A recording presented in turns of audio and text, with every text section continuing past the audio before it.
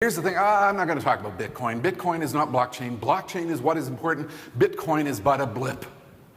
And, you know, if you're dealing with a bunch of Bitcoin purists, they get all wound up and upset about this, and it's actually kind of fun. But, you know, there's some really scary things about Bitcoin. It's kind of a, bit of a fail.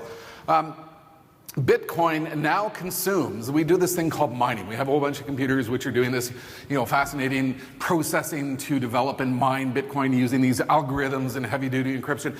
It is now consuming more energy doing that processing than 159 countries around the planet. 0.13% of Bitcoin consumption, of global energy consumption, now goes towards what we call Bitcoin mining. It's consuming more electricity than the states of Alaska and Hawaii and Idaho and Maine and Montana and 7 other states. If it keeps going, all of the global energy use is going to be devoted to Bitcoin consumption by the year 2020. Like, it's insane what has happened with this concept of coming up with a virtual currency that people might use to pay for things, would bypass the Fed and bypass regulation and, make banks irrelevant and all this kind of stuff. It's costing like $50 a transaction to do a Bitcoin transaction for those who are willing to do Bitcoin as a form of payment. And one of the most fascinating things about Bitcoin, there was a big conference on Bitcoin down in Miami earlier this year. They set themselves up to accept Bitcoin for payment and conference registration, and it really wasn't working, so they took it down. So, Bitcoin, to me, it's a blip, it's a fail. It's there's going to be virtual currencies and this type of stuff, but this is not what it's all about. This quote captures it all. The biggest problem with Bitcoin is that nearly all the transactions are speculators, trading with aggregators, and it's not people buying pizza.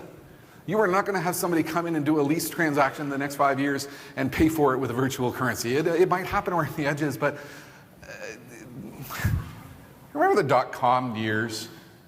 Remember what happened during the dot-com years? We had these business models out there in 1999 where people figured out they could build a business model in which they could sell stuff at a loss and make it up in volume. I mean, that was the business model, right? Like, you lost money, the more money you lost, the higher your evaluations. And we've been here before, Bitcoin, tulips, Mississippi Company, South Sea Company, all these bubbles, which have happened. And I've been having a whole bunch of fun in my household.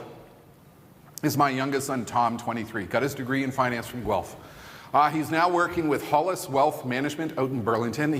It's really fascinating. He comes home, all excited. I rebalanced 2 portfolios today, Dad. He absolutely loves what he is doing. But last year, he bought several $1,000s worth of Bitcoin. He has a Bitcoin wallet, and he has the hardware for it and all this type of stuff.